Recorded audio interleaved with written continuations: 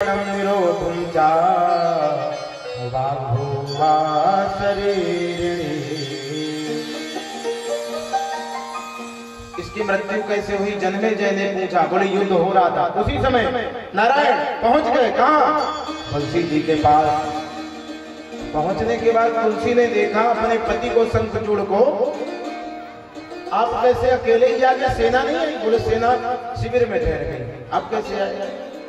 युद्ध बहुत दिनों तक चला, 100 वर्षों तक। बोले हाँ। ब्रह्मा जी आकर के समझा दिए कि देवताओं को राज्य वापस कर दो। तो मैंने वापस कर दिया और मैं अपने घर चला आया। भगवान विष्णु शंखचूड़ का रूप धारण करके पहुंचे। ये शब्द कहे तुलसी से, अंदर प्रवेश हुए। अंतःपुर में जब गए तो शयन किया तुलसी के साथ, रात्रि पर्यंत विहार किया। अंत में तुलसी जान गई कि मेरा सतीत्व नष्ट हो गए। इधर भगवान शिव जान गए कि सतीत्व नष्ट हो गया।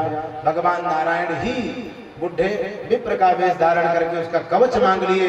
तो भगवान शिव तुरंत अपना त्रिशूल चलाए और शंखचूड़ का वध हो गया। बोलिए शंकर भगवान की।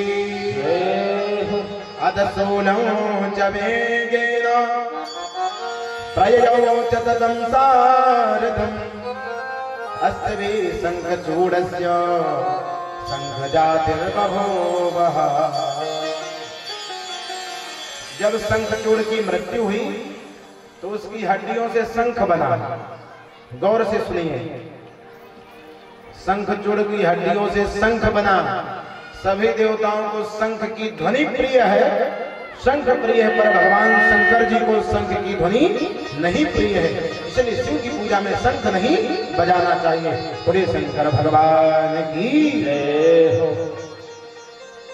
जन्मे जय ने पूछा, महाराज शंखचूड़ का तो वध हो गया, पर नारायण ने सतीत्व नष्ट किया, तुलसी ने फिर क्या किया? तब व्यास जी ने कहा, जब नारायण पहुंचे, रात्रि पर्यंत विहार किया, सतीत्व उसका नष्ट हो गया, तो तुलसी जान गई ये मेरे पति नहीं है। हाव भाव से जान गई। कहा कौन हो तुम? तब नारायण अपने वास्तविक वेश में आए। तुलसी ने शाप दे दिया है, नारायण आपका हृदय कठोर है, दया नहीं आई आपको। मैं आपको शाप देती हूँ कि आप इसी क्षण पत्थर बन जाइए। भगवान नारायण शालिग्राम की शिला बन गए। गोमती नदी पर जाकर के निवास करने लगे। तुलसी बन गई नदी। तुलसी के केसों से जो बाल है ना, इससे तुलसी का वृक्ष उत्पन्न हुआ। बोले श्रीमन नारायण भगवान की जय हो। भगवान श्री नारायण ने स्वयं तुलसी की पूजा किया। कई प्रकार के शालिग्राम होते हैं। जिस शालिग्राम में एक द्वार बना हो छोटा सा, उसको लक्ष्मी नारायण मानना चाहिए। जिसमें दो द्वार बने हो उसको जनार्दन और लक्ष्मी मानना चाहिए। जो गाय का खुर जैसा होता नहीं है, गाय का खुर बना रहता है, उसको रघुनाथ मानना चाहिए, राम जी का रूप मानना चाहिए। ऐसे शालिग्राम के रूप बतलाए गए हैं। जो शालिग्राम में माला की तरह आकार बना हो, निशान बना हो, उसको वामन रूप मानना चाहिए। ऐसे शालिग्राम के बहुत सारे रूप हैं।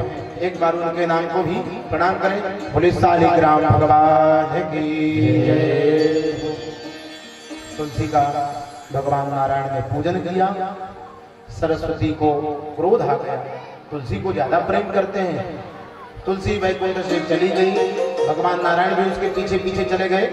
उसके कई नाम पुकारे नारायण ने। ओम श्रीं ह्रीं क्लीं ऐं वृंदावनी स्वाहा। तुलसी को नाम लिया, वृंदावनी रुक जाओ। हे विश्व पूजिता, हे तुलसी, हे विश्व पावनी, हे पुष्पसारा, हे नंदिनी, हे तुलसी, हे कृष्ण जीवनी। तब से तुलसी के नाम हो गए। इन नामों को जो व्यक्ति स्मरण करता है उसके सारे पाप नष्ट हो जाते हैं और तुलसी प्रसन्न होती है, नारायण प्रसन्न होते हैं। तुलसी दल को शालिग्राम की शिला में अवश्य चढ़ाना चाहिए।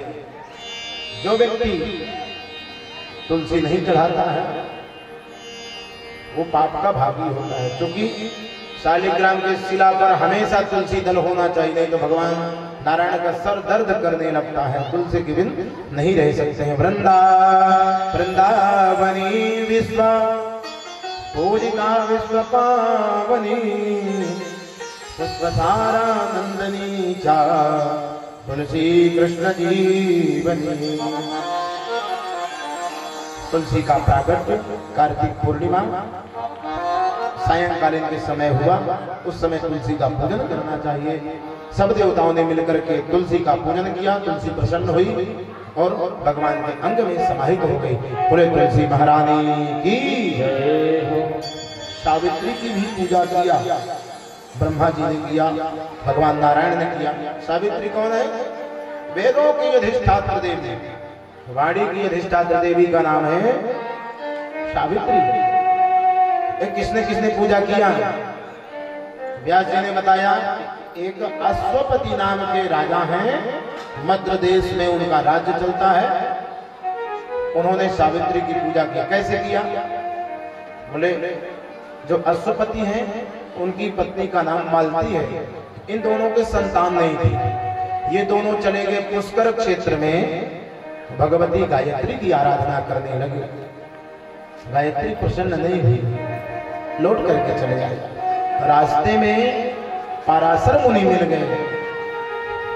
राजा ताम दुखिताम दृष्ट्वा बोधयित्वा नयेन वै सावित्र्या तपसे भक्त्या जगाम पुष्करम तदा। पराशर जी ने कहा, हे राजन, 10 लाख गायत्री का जप करो तब जाकर के सावित्री प्रसन्न होगी। जो व्यक्ति एक बार गायत्री मंत्र पढ़ता है उसके एक दिन के पाप नष्ट हो जाता है। पराशर मुनि कहते हैं सुश्रावाकाशवाणीं च नृपेन्द्राश्च शरीरिणी गायत्रास्तु 10 लक्षं च जपं त्वं कुरु नारद। सकल जपस्य गायत्र्या पापं दिनभवं भरे 10 वारं जपेनैव नश्येत् पाशं दिवानिशम्। जो 10 बार गायत्री का जप करता है उसका पूरा दिन और पूरे रात्रि का पाप नष्ट हो जाता है। जो व्यक्ति एक माला गायत्री का जप करता है उसका पाप महीने भर का नष्ट हो जाता है। जो 1 लाख गायत्री का जप कर देता है 10 लाख, एक पुरस्चरण 24 लाख, उसके जन्म जन्मांतर के पाप नष्ट हो जाते हैं। इसमें संशय नहीं। बोले सावित्री मैया की जय हो। पुनः देवी भागवत में वर्णन कि विप्र को चाहिए संध्या जरूर करें। विप्र वृक्ष है, मूल क्या है, जड़ क्या है विप्र की? संध्या। जिस वृक्ष में जड़ नहीं लगेगी हो तो वो वृक्ष कैसे रुकेगा? रुकेगा नहीं, रुकेगा। नित्यम संध्या चहे राजन करिष्यसि दिने दिने मध्याह्ने चापि सायाह्ने प्रातरेव शुचि सदा। 3 काल की संध्या, पहली सुबह, दूसरी मध्याह्न में, तीसरी संध्या कालीन की संध्या। प्रातः कालीन की संध्या सूर्योदय के पहले हो जानी चाहिए। जो मध्याह्न संध्या है दोपहर की, वो ठीक 12 बजे प्रारंभ करिए और 12 से 1 बजे के बीच में वो संध्या हो जानी चाहिए। सायंकालीन की संध्या सूर्यास्त के पहले होना चाहिए। सूर्योदय के पहले प्रथम संध्या, प्रातः कालीन जो करता उत्तम संध्या कही गई है। सूर्य उदय हो जाए मध्यम और सूर्य आकाश में चढ़ जाए तो वो अधम कही गई है। इसी तरह सायंकालीन की संध्या है। सूर्य रहते जो संध्या करता है उत्तम, सूर्य डूब जाए तो मध्यम और रात्रि हो जाए तो अधम संध्या कही गई है। विप्र को जरूर करना चाहिए प्रातः काल उठ करके। संध्या का मतलब ये तो विप्रों के लिए कहा गया। आप लोगों के लिए संध्या का मतलब जानते हैं? संध्या का मतलब यह है कि प्रातः कालीन की बेला में जगे, पर लोग 12 बजे दोपहर में जगते हैं। हमने ये देखा और सुना भी है। सत्य है कि नहीं? ये सच है, लेकिन लोग कह रहे हैं कि हाँ ये सत्य है। संध्या का मतलब प्रातः कालीन की बेला में जगना। सूर्य उदय न हो पाए हम अपना बिस्तर छोड़ दें, वो संध्या है। जगत का साक्षी उदय हो गया। आप लोग सोते हैं, जो व्यक्ति सूर्योदय के बाद में सोता है उसके यहाँ दरिद्रता आती है, कभी शांति नहीं मिलती, अशांति रहती है। ऐसे संध्या का वर्णन किया गया है। सावित्री देवी जी की पूजा की गई है। अश्वपत्नी पुनः जाकर के पुष्कर में तपस्या किया, पत्नी ने भी तपस्या किया। अब भगवती प्रसन्न हो गई। कौन प्रसन्न हुई? सावित्री मैया। बोलिए सावित्री मैया की। आशीर्वाद दिया। क्या चाहिए राजन? राजन ने कहा मुझे पुत्र चाहिए। रानी से पूछा क्या चाहिए? रानी ने कहा मुझे कन्या चाहिए।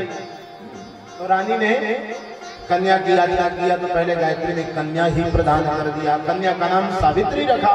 अश्वपति नाम के राजा ने। सावित्री बड़ी हुई। बड़ी होने के बाद द्युमत्सेन नाम के राजा हैं, उनका पुत्र है सत्यवान। उसके साथ अश्वपत्नी सावित्री का विवाह कर दिया। सावरं वरयामास द्युमत्सेनात्मजं तदा सत्यवह्नं सत्यशीलं नानागुणसमन्वितं। केवल 1 वर्ष व्यतीत हुए, सत्यवान गए, वृक्ष में चढ़ गए। सावित्री भी पीछे पीछे गई। वृक्ष में चढ़े, समिधा तोड़ रहे थे, वृक्ष से गिर पड़े और उनकी मृत्यु हो गई। सत्यवान की मृत्यु हो गई। इतने में यमराज आया।